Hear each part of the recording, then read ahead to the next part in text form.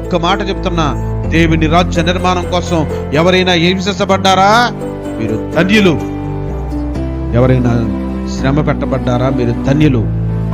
రాబోయే కాలంలో దేవుడు మీకు నీతి రాజ్యాన్ని కట్టడి చేయబోతున్నాడు, అని దయచేయబోతున్నాడు.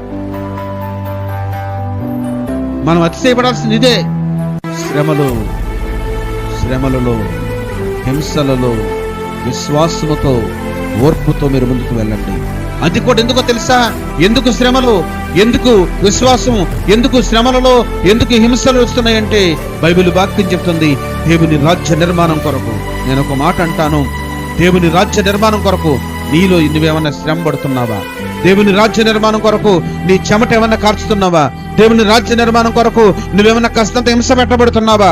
దేవుని రాజ్య నిర్మాణం కొరకు నీలో ఏమైనా విశ్వాసంతో ఓర్చుకుంటున్నావా? ఒకవేళ దేవుని రాజ్య నిర్మాణం కొరకు నువ్వు హింస పెట్టబడి, రాజ్య నిర్మాణం కొరకు శ్రమ పెట్టబడి విశ్వాసంతో ఓర్చుకున్నావా, నీవు ఖచ్చితంగా అతిశయపడతావు. నా దేవుడు నేను ఒక రోజున గొప్ప చేస్తాడు.